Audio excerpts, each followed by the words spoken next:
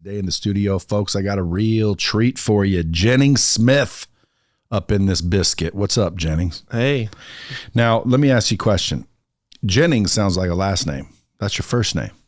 Don't get that confused, folks. It's Jennings Smith. And my middle name is Foster, which is also That's almost like a last name. Jennings Foster Smith. Junior. CEO, folks, of My First Million in Multifamily. He's an entrepreneur, multifamily real estate investor. He's got stories up the yin yang. He's on dropping bombs for two reasons. Number one, and the main reason, dude called me up and just gave me equity in some multifamily. And I'm like, why? He said, just so we can be buds. I'm like, shit, I like you already, dog. And then I wanted him to come on the show because, dude, this guy knows how to get your first multifamily, and that's what people need to understand. Because, dude, real estate has always made people wealthy. Now, you can get whacked, too. You can lose money. Oh, yeah. So I wanted to pick your brain a little bit so my listeners, the Bomb Squad, can, because I guarantee you there's a lot of them that listen to this to try and figure out how to get rich, how to avoid problems. Multifamily is a good way to get rich, wouldn't you say? It's a for sure way to get rich. It's slower, right? I think it's slower than business, even though, you're kind of buying a business, but it is proven. And through syndication, raising money, you can really make it scale a lot faster, which I like, but it's definitely not a get rich quick thing. Now, this dude developed something called the Deal Room, which is ultimately almost a mentoring and coaching group to show people how to buy their first multifamily. No?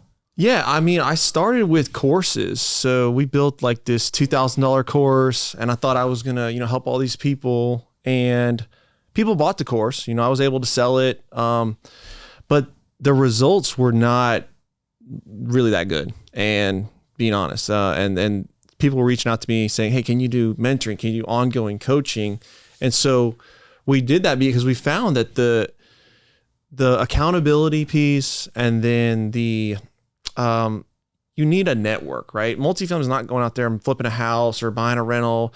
Like, you're going to go take down a 50 unit, 100, 200 unit. Like, you're going to need a team. And so you got to plug into people that can give you the money, the down payment, sponsor your loan, that kind of stuff. And that's what Deal Room is?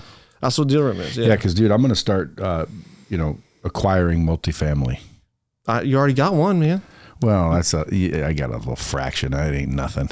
That's a start. I want to own the whole thing, bro. Okay.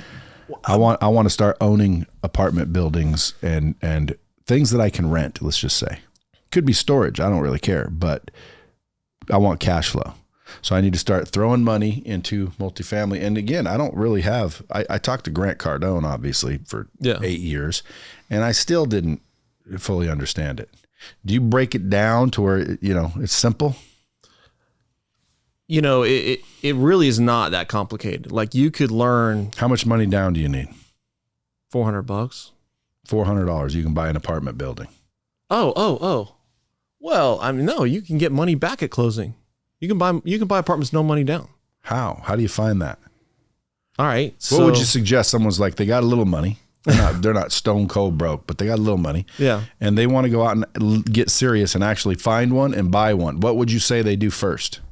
All right. So if somebody's in that, I would not recommend, you need to go save up 50 grand, 100 grand, or $1 million, whatever, because most people think that's the way to go. And that is a total mistake. Unless you're somebody like that's making millions of dollars a year, then it's easy. But most people, they're not in that position. So the way to go is there's capital that needs to be placed, right? There's people that have a problem. They got too much money in the bank. They're not making a return on it, and they want to put it to use. I mean, Grant Cardone, a great example. He's out there, he's got a big enough audience, and he can, give okay returns, but it's like, it's nothing special. And he's raising millions and millions of dollars. His returns are average at best. Right. Yeah. I gave him 100 grand to get him off my ass, and I'm getting like $250 a month or something. Yeah.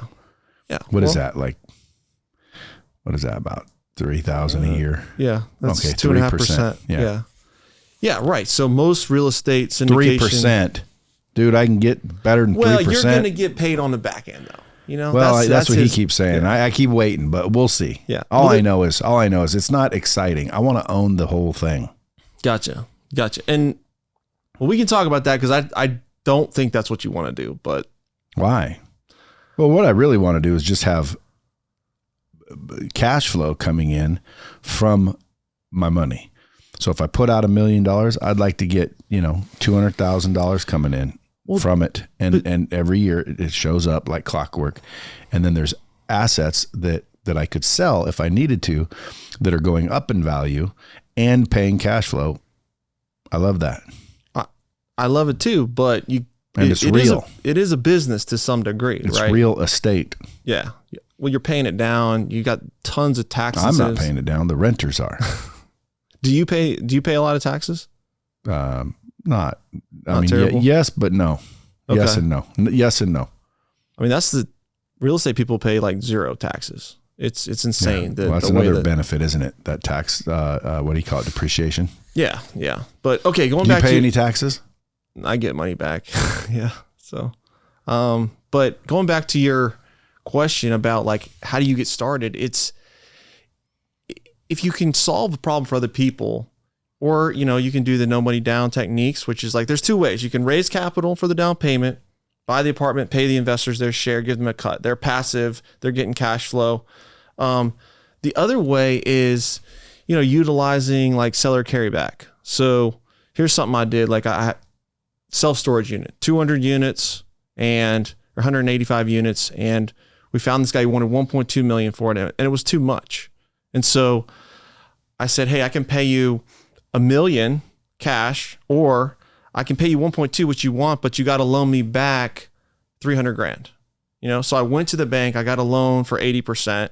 Now you can't quite get an 80% loan, but I got a loan for 80%. They gave me $960K, and then he loaned me $300K. So at closing, I come to closing with 1.26 million. So property's only 1.2. I got a check for 60K.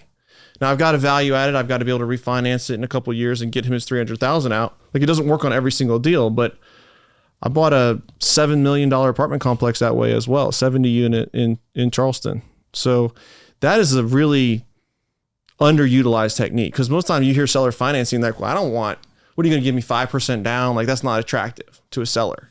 But if you're giving them 70%, 80%, we're closing deals, giving away no equity, raising no money, owning the deal 100%. So it's a strategy that's super effective, and it's an easy sell. Like, you give them a couple offers and they pick the best one. Well, you keep saying we. Who's we? My cousin. My cousin Yaden is my business partner. And how many properties do you guys have? We have like 11 properties, or maybe 13 properties. We have 1,000 units and 500 self-storage units. So we got 2 self-storage facilities, and then, 9 or 10. We're always like buying one or selling one. And which one do you think is best? Best deal is Tulsa, Oklahoma. No, I mean, what do you think is better between apartments or storage? Because in my mind, storage don't have no toilets to fix. Yeah, but there's more money. There's more money in apartments, I think. I think that it's more needed, right? It's less transit. People have to have a place to live. Banks like it a little bit better. I think the financing options on apartments are better. That's another thing you should talk about, because a lot of people say, I don't have the money, but these banks, they're not loaning on it like like normal real estate. They're loaning on it like a business. So as long as it's cash flowing, you might not even need credit. They don't even check credit, I heard sometimes. Well, it's not like they're not looking at debt to income ratios like if you're buying a car or your single family house. What they're looking at is the deal, right? Does this deal make sense as far as, debt to income? Does it cover the nut? But then they're looking at like, okay, does the guarantor they got to have decent credit. You don't have to have like great credit. My credit's not like, it's like 650, 700. I don't have a stellar credit. Why? Because, I'm always borrowing money and I'm always in these loans, and they're always pulling my credit and dinging but it doesn't matter. They don't care about that. They're looking at like maybe my credit's 750. I don't know. I don't pay attention to it that closely, but they're looking at, do you have experience and do you have the net worth? So you have to have the portfolio. Like, if you're buying a $6 million property and you don't already own $6 million for the real estate, they're probably going to deny you. And if you got to put down, the money, they're looking for 10% of the liquidity too. So you got to have $600K cash in the bank plus the net worth if you're going the traditional route. And so that's why it is hard for people to start in multifamily. Like, I want to own the whole pie. I want to do it myself. People get stuck in this rut, but I mean, look at the cash flow you can make off of an apartment deal versus, I mean, you have to buy 50 single family houses. It's going to take you your whole career, to get there, versus you can scale to 1,000 units in a couple of years if you partner. Didn't you buy your first rental trailer for $5K and then the dude never paid you? So, okay, back in 2006, right? I was a contractor. I got out of college. I'm building houses. I'm making $100K a year. I think I'm king of the world. And the economy starts to drop off, right? And now I owe money on credit cards. I owe money to the IRS. My construction company's losing 50 grand. And I ended up pretty much being so broke that I'd had to go to Home Depot and I'd buy these little brass peep sights for $5. And I'd knock door to door and ask people, hey, do you want me to install this peep sight? I can do it right now, $20. What the hell's a peep sight? It's like those little security, like you can see through your door. Peepholes. Peephole. Yeah. So, and if I knocked enough doors, I could get 5 or 6 people to say yes. And I had my drill like in my holster and I would do it right then. And I needed to make an extra $100 a day, like just to keep my lights on. And well, at least you went out there and freaking hustled. It showed me I had metal, but I mean, I realized I don't want to be in this position again. And the reason I got into this position is because I don't have I don't have a passive income backbone. I don't have something real. Like, I'm in construction, it's up and down. And so that's what was like, I got to do real estate. I got to start buying. So I saved up $5K, bought this trailer, and moved this dude in that had no job. He had a good story, had like student loans or whatever. And I had no idea what I was doing, but I moved him in. I renovated the trailer myself. He had a dog, tore the thing to hell. I mean, immediately stopped paying me. His dad bailed him out. He quit paying again. Finally got him out. And I about quit. I was like, dude, this rental game is not passive income, and, but fixed it up again. Got somebody in there that was good. That was paying me.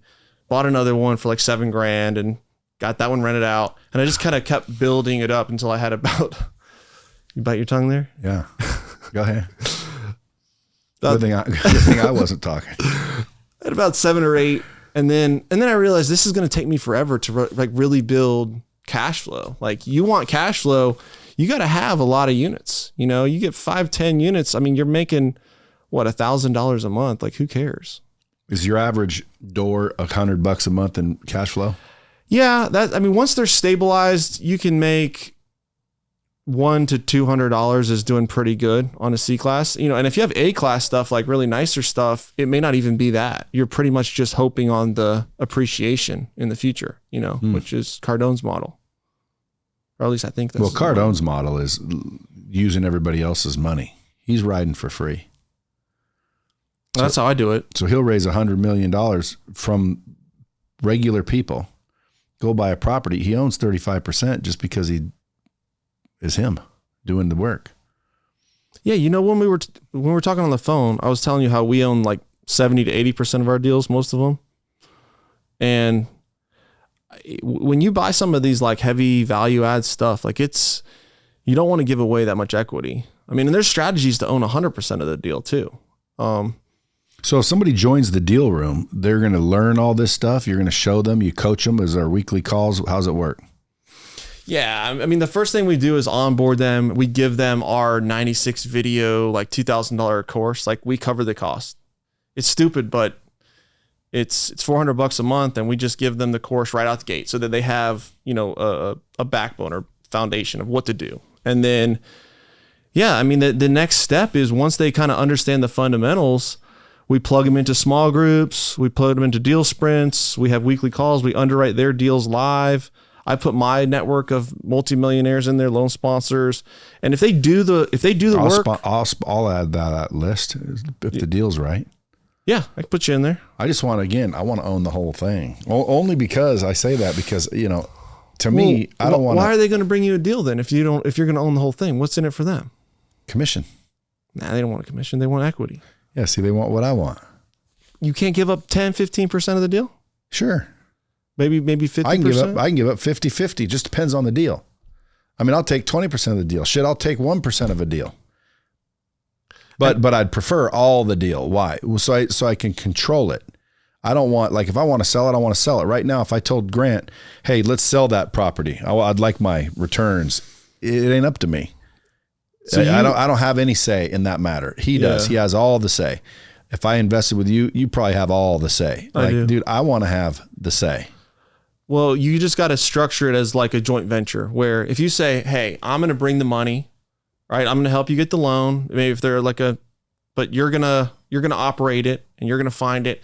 You're going to do all the dirty work, right? Because it takes work. You know, you got to manage the property managers. You got to make sure that the renovations Why don't you just are doing get a property manager? You have that, but dude, somebody's got to execute that business plan. Like if you just set up a property manager and walk away for a year, like that's not going to go well.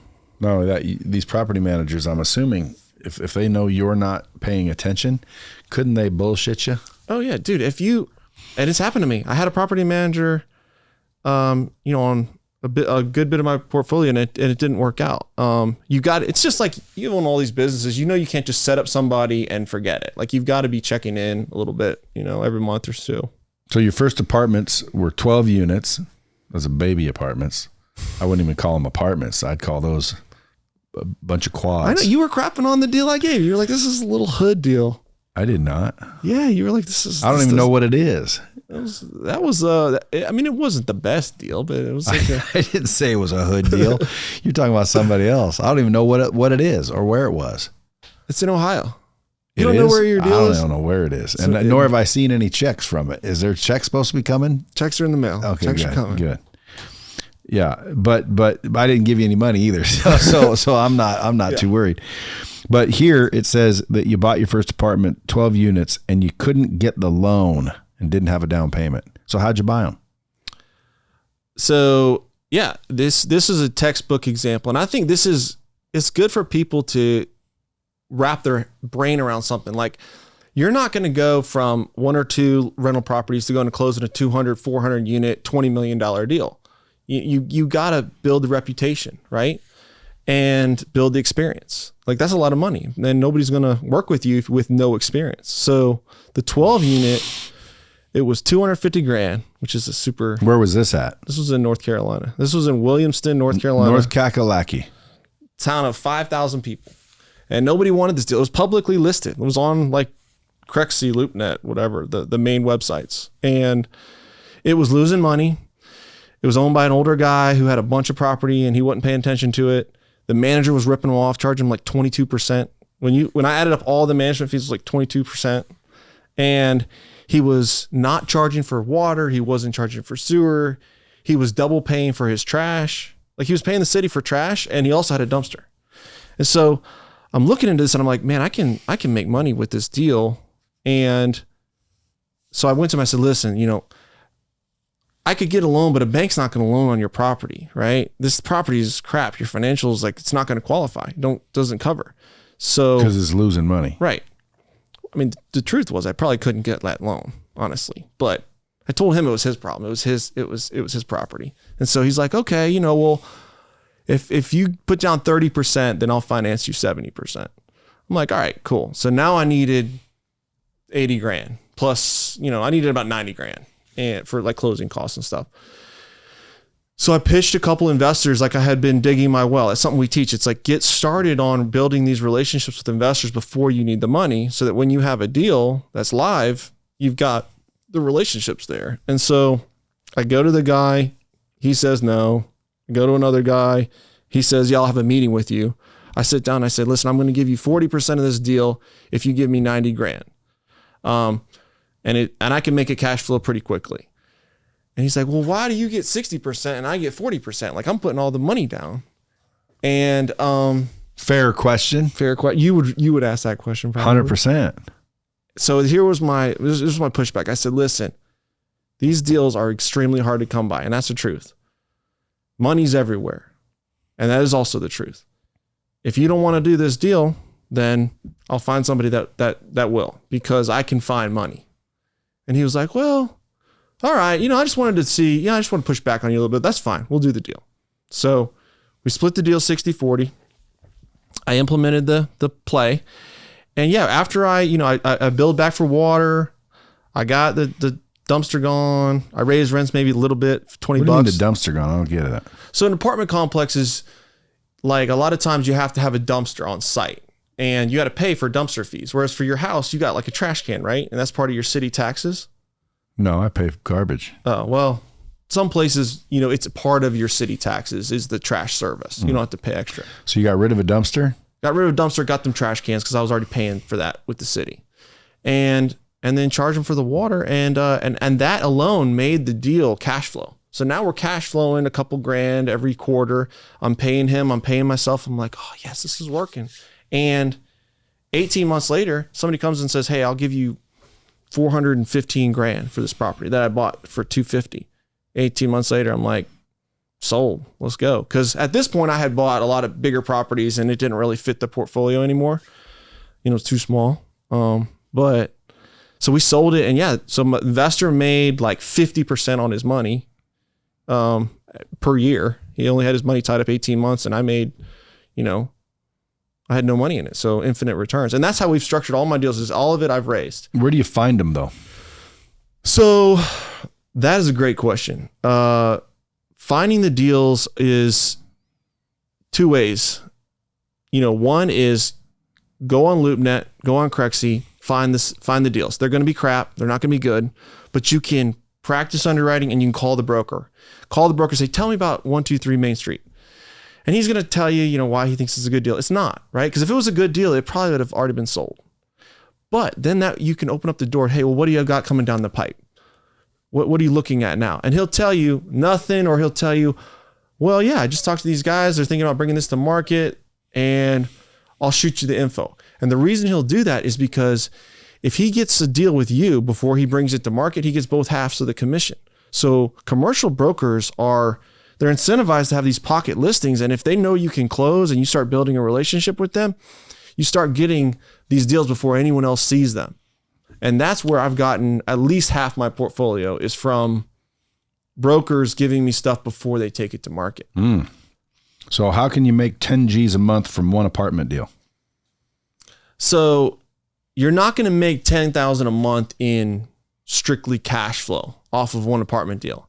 This is an example for like starting with no money, right? Not somebody like you that's putting down the down payment yourself, but if you don't have $1 million to put down, you can put down, you raise the capital and you can get paid an acquisition fee, right? There's 4 ways to get paid: an acquisition fee, you can get an asset management fee, you get your portion of the rents, and then you get your portion of the sale proceeds. So if you can push the value up 10%, right? Real estate's gone up 2% a year for the last 50 years. If you can push the value of that property 10%, that's on the leverage, right? The whole loan, not on the capital that's placed. And so to make $10,000 a month off of one deal is fairly standard. And that's with giving 50, 60, 70% of the equity away to the investor, right? And you're still netting that amount. Well, this all sounds good to me. I would be thinking, where do I find the deals and where do I find the investors? Because everyone I know doesn't have money. Not literally, but you know what I mean? Yeah. Everyone I know doesn't have money because there's a lot of people out there. They don't know anybody with money. I think you got to look at what are you good at, right? There's guys out there, they're wholesalers, they're bird dogs. They love hunting deals, right? They're going to call off market sellers. They're going to call these brokers. They're going to build the relationships. There's other people that they want to be on the capital side. That's a lot easier to scale. And there's a lot more money in that because you're the prettiest girl at the dance. Like, who doesn't want the guy that's bringing the money to the deal? So you don't know if your listeners are out there saying, well, I don't know anybody that has money. One, that's most likely not true because they've never put their hand up and said, I have opportunity, right? This is what I'm doing. And so the first step is don't be a secret agent, right? Tell people what you do. And then secondly, you've got to start digging that well, right? There's conversations where you can open up. It's like if I talk to you and said, hey, what do you do? What are you investing in these days? And you start talking about that. I start talking about what I'm doing. And if you're interested, I say, yeah, we shoot for 15 to 20% returns. We're looking at like 50 to 100K checks. Do you know anybody that would be interested in that? And then you can say, well, yeah, I know XYZ, he loves real estate, he might be interested, or you might say, I'm interested. Maybe I'm interested. Or you might say, no, I'm not interested and I don't know anybody, right? That's the closing the door. But it's an easy conversation to start.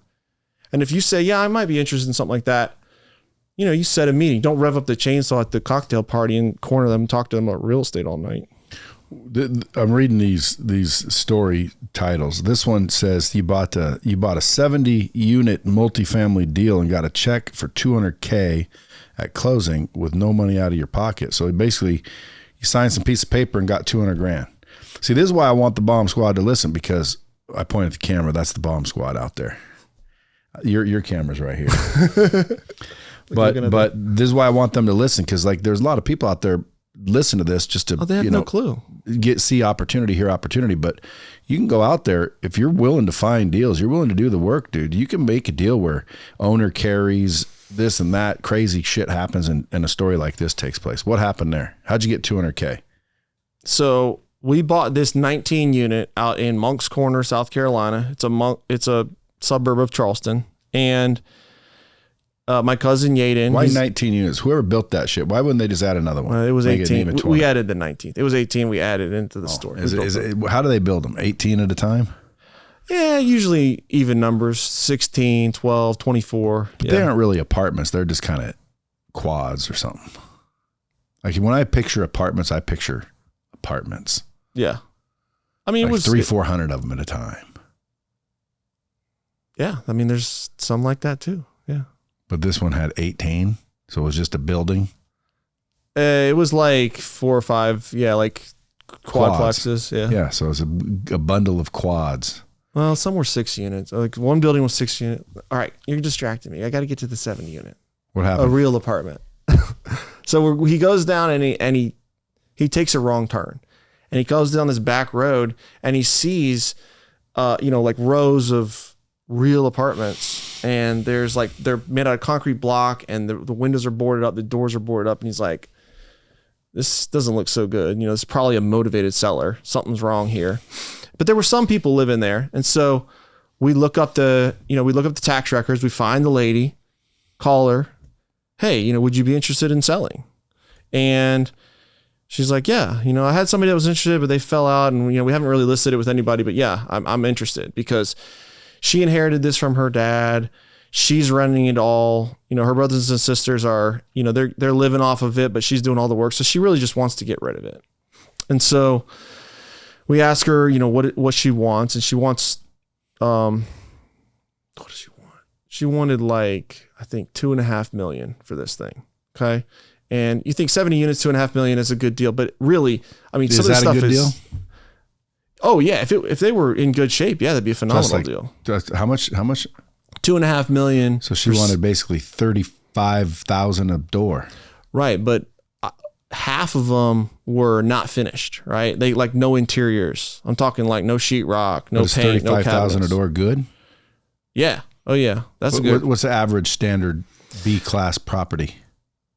B class, 80 to 130,000 a unit. What about C class? C class, I mean, I've bought them as low as $20K a door up to $80K. 20 to 80K. Yeah, I mean, C class is not cheap even, but they're the shitholes. D class, that's the real bad stuff. Well, I'd want to look at probably D and C class then. Do you know why? This is my logic. If I go buy an A class, it's already beautiful. It's already dialed in. How am I supposed to go make any changes and raise rent if it's already dialed? But if I go to a shitty run D or C class and make some slight improvements, the tenants are so fucking happy that I did it that they're willing to pay a little bit more money in rent, and that ups the value of the property.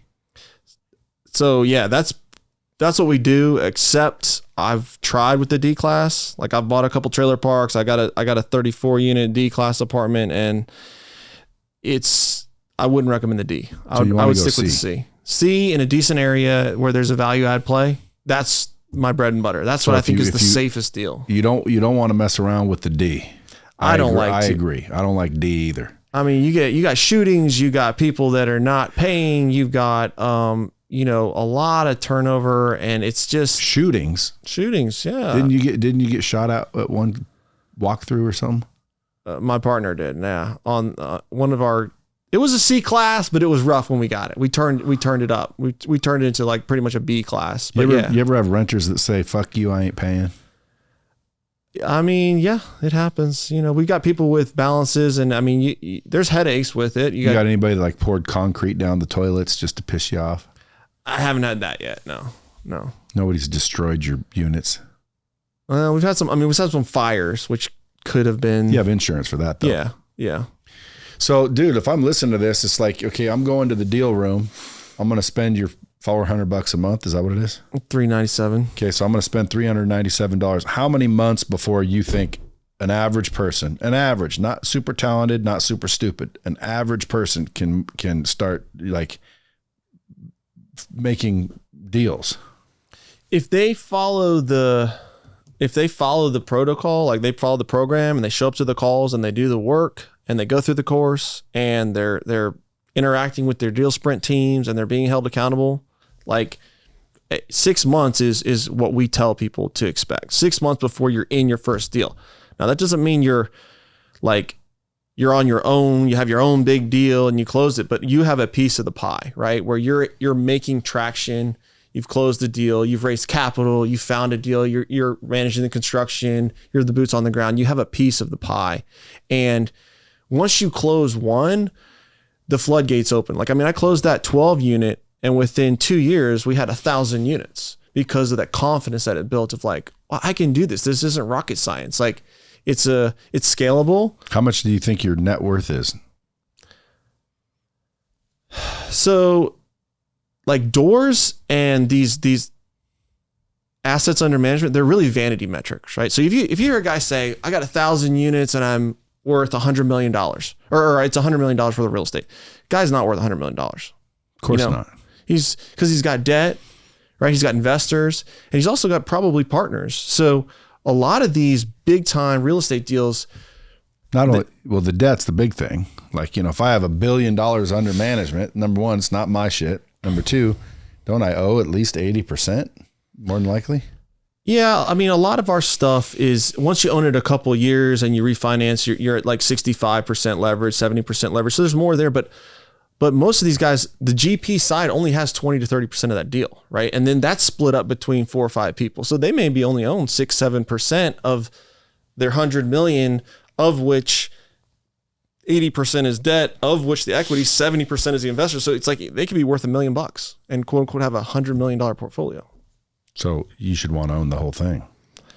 Well, I like to structure it where we're getting a large majority of the equity. So Yaden and I, all our deals, we own about 50% of our equity. So that's that'd be my minimum, unless it's given to me.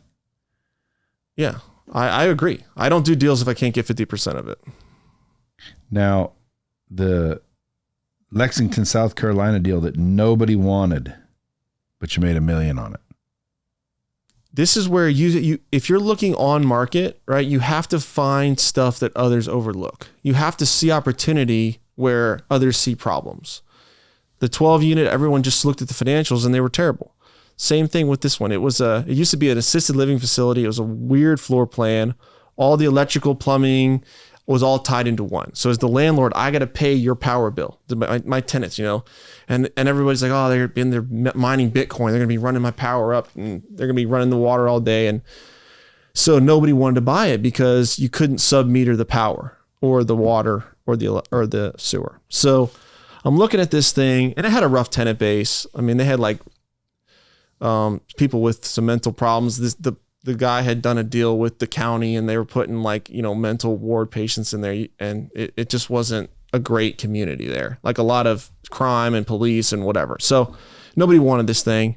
We bought it because I looked at the details and I was like, look, they're only paying $50 a month for power. Like I can get my hands around that. And if I do a $650 per month per unit and I just charge $150, I'm going to be making money on these utilities. And I got a strong manager in place and we saw what nobody else did. And now that's like one of our most profitable properties. We took it from like 16 grand a month to 38 grand a month. I mean, you're talking about a turnaround. So bought it for $1.5 million and it just appraised for over $3 million. Damn. And now, does your dad have a IG account? My dad? Yeah. I don't think so. So you put Jennings Foster Smith Jr. for your IG. That's right. Why didn't you just say Jennings Foster Smith? I bet you're the only one other than your dad. You know, I wasn't like that savvy with social. I don't think when I made it, because it's way too long. I wish I had a shorter one. Folks, there's his Instagram if you want to follow him. Jennings Foster Smith Jr. Well, not Junior, JR. JR, yeah. Short. Everywhere else, it's just Jennings Smith. Now, JenningsSmithJr.com, by the way. The deal room link that I'm going to post, if people want to get in the deal room, is getinthedealroom.com. Getinthedealroom.com. And Just get in the deal room. If you go there, it's going to show you like a case study on how to make $10K a month on one deal in passive income. And then we're going to send you, our deal analyzer, our pitch deck, how you raise money, how you find off-market deals, how do you structure these seller carryback stuff. Where'd you learn all this shit? Studying it and, taking courses and just doing it. Do you ever have live events? Yeah. We're having a conference February 23rd to the 25th in Charleston. Is that where you live? Yep. I live in Somerville. It's like right outside of Charleston. Have you ever heard of, I forget the name now. Holly Springs? Holly Hill? Like a town? Holly Springs, I think, North Carolina. I know there's Boiling Springs, South Carolina. I don't know. Anyway, I don't know North Carolina. I hear the Carolinas are beautiful is what I hear. Oh yeah. Charleston's like the #1 destination city. Really? Yeah. Thought it was dangerous there. Condé Nast. No, you're thinking Savannah. No, I'm thinking Charleston. You think Charleston's dangerous? No. Isn't it? No, not at all. Really? No, super safe. It is? Yeah. Is it muggy in the summer? Well, yeah, it's super hot and a lot of humidity. But did you grow up there? I did. Were your parents wealthy? No. My dad was you think you have to be wealthy to name your kid Jennings. So my grandfather was, and your cousin's Yaden. So my grandfather was made some good investments. He bought 500 acres of land in 1970 for like 50 grand. He bought a beachfront lot for $5,000 after World War II. So he made some good investments. Can you imagine like back in the day when Malibu, people were buying it for like chump change? Yeah. I mean, it was insane. The pricing back then, that land, the development has come to that land now. They're putting an industrial park right next to it. And what he paid, $50,000 divided by 500. I don't know what that is, but $1,000 an acre. No, that'd make it 50,000. Oh, 500 acres. Yeah. 1,000 an acre. Yeah. I mean, it's like worth 50,000 an acre now. It's insane. The real estate value. And 50 years later, but that's what I love about the real estate stuff is it gives you a backbone to take other risks in business, in your life, because you're amortizing hundreds of thousands of dollars in debt, forced savings, through your tenant base, and it's adding to your net worth every year, year in, year out. And you don't have to work that hard for it. Like, I'm not saying it's totally passive. You got to work it, but it's nothing like running, your company or active businesses. Now, are you sure that you'll never be in the situation again that you were in? Well, no. We're all taking risks and we're all trying to grow, and the bigger risks you take, I'm not saying, but I know how to get out of it now, right? I know back then the only thing I knew how to do was construction. Now I know how to make money. I know how to raise capital. I know how to close deals. I'm not going to lose that. So I do feel a lot stronger than I did. You have lost money on a deal though, haven't you? Yes. We just closed one in Clemson.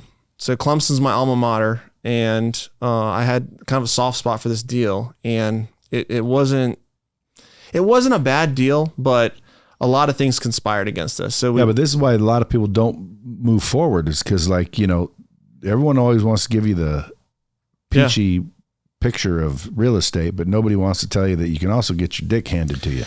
Think about that, right? You raise $1 million, $2 million from investors, and you know, you can't make those preferred return payments. You sell the property at a loss. So they gave you $100,000. You're giving them back a check for $50,000. Like, I mean, that doesn't go over too well, you know? What do they say? Well, that hasn't happened to me yet. Thank God. But it has happened to people. Oh yeah. It's happened to people. And I think that when that happens is when they're reaching, right? Like 2022, I bought 2 deals. Right. I bought the one that we're in together, and then I bought this crazy good deal in Alabama, self-storage deal. But there was a lot of stuff. You didn't let me in the crazy good deal? Say what? How come you didn't let me in the crazy good deal? You are in a crazy good deal. Can I swap? Yeah, if you want to. I like the storage deal. Really? There's no shitters in a storage facility. You don't have to change toilets all the time. Well, you know what, Brett? Here's what let's just do another deal. Okay. We'll keep the apartment, and self-storage will diversify you. So we'll do something else together. All right. Fair enough. Yeah. But, no, dude, the Barberton deal, we paid, I think, $45,000 a door, and we're renting it for $750, $800. That's insane. That's a great deal. Anybody listening that knows real estate is going to know that you're in a good deal. Good. Well, it's a good deal to me because it was free. I like free. Yeah, well, you know, it's and it was smart on your behalf, because now you can say, you know, Brad's in on the deal. People will be like, shit, if he's in, I'm in. I know. Well, I haven't told anybody because I wanted to, like, you know, run it by you, make sure you were cool with that. But yeah, as long as you're not screwing nobody, dude. If you were, I wouldn't have you on the show. So you're out there teaching people how to get into multifam. You're not sitting there saying it's easy. You're not sitting there saying there's no risk. You're telling them there is risk. You're telling them there is work. And your name's Jennings. How do you distrust a name like Jennings? It's Jennings Smith. Family heritage. No, I'm super proud of my name, and you know, my dad is a great guy. My grandfather, you know, good heritage, and you drilled that in my mind. No brothers or sisters? I got 3 sisters. They're all Smiths still? No, they're all married. Oh, they're all married. They're all done. So yeah, I got 1 older sister, 2 younger sisters. My older sister is in real estate with me. Is Grandpa alive? Grandpa's good. He actually wanted to come out here. He considered coming out here. Does Grandpa want to let me in on those 500 acres at the price he paid for it? We have some thoughts around that. You know, we're actually looking into like a credit line you can do through some like private banking, credit line against gentleman farms or private land. Because a lot of times what are gentleman farms? Okay, so it's a specific loan product, but if you ever go to a lender and say, hey, will you give me a line of credit against raw land? They'll be like, no. You know, unless you're developing the land, putting the money into the land, they don't like that. But I don't know why. You can't steal it. There it is. It's secure. It's because it's not liquid. It's hard to move, and it doesn't produce any income, right? Because if they loan you the money, they got to pay interest on that money. They're arbitraging interest. And so if they have to foreclose on your dirt, it may take them years to sell it, and there's no income. So they don't like that. Yeah, there's a piece of property over here. I'm going to go take another look at it, but it looked like they built this entrance, and it's, you know, I'd say 4 or 5 lots. Yeah. Big lots, but nobody bought any of them. But this got its own entrance. So they built the entrance. It's all grandiose, and it goes to a few lots, 4 or 5 maybe. Okay. But I want to buy the whole thing and make it one house on that lot.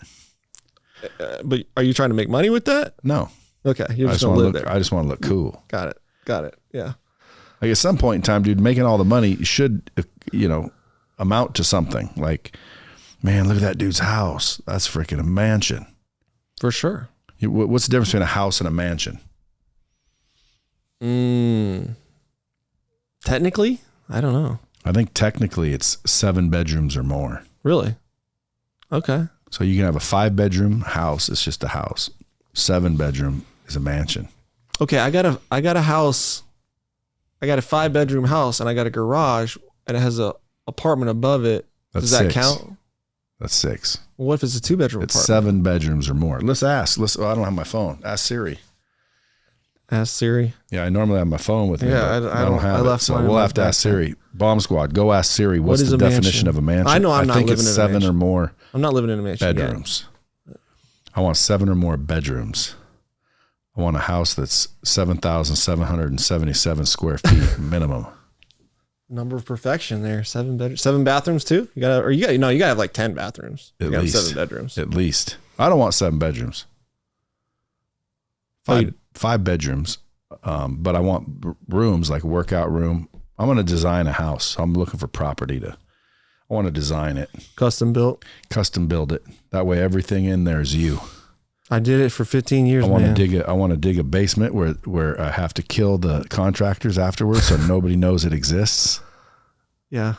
You know what I mean? Like a secret ass panic room and just all kinds of cool shit. Custom homes are awesome. I built a secret, like, it wasn't a panic room, but it was like a secret wine cellar, like built into the stairway, and you had to like know where to push, and then the door would swing in, and it was awesome. Stuff like that's cool. And the guy was in real estate that I built it for. He had a fund, and he did real estate stuff. So folks, listen, if you guys want to get into real estate, I would go to getinthedealroom.com. Jennings Foster Smith Jr. and his cousin Yaden have been making deals for how long now? It's about 7 years. They got 1,000 units, and they can teach you how to get started, give you the confidence, connect you with the network, maybe even fund your deals. Because obviously, if people join that and start bringing deals, they're in the deal just because they found the deal. Oh yeah. So again, dude, if you guys are smart, I'd be getting into it. I'm telling you right now, real estate, you can't go wrong. That deal that you're in was found by a deal room guy, and we're like, yeah, we'll bring the money, we'll get you your loan, and we'll partner with you 50-50, and then we gave you a little bit. So yeah, but yeah, that's how it works. We work with the deal room people, or if we don't like the deal, because we can't close every deal, and I'm not committing to that. Yeah, I may not even like you. I don't want to say I'm going to partner with you, but there's multiple people in there that are also sponsors, hunting for deals, and yeah, there's 2 tracks. If you can find money and you can find deals, you'll become wealthy in real estate. You'll close stuff. folks, there you have it. Don't say I never brought you nothing. Appreciate you coming in. Yeah, man, it was flying awesome. all the way out here from South Kakalaki or North Kakalaki. South Charleston. Yep. And folks, as always, until next time, keep it real. Dropping bombs with the real Bradley. Subscribe now.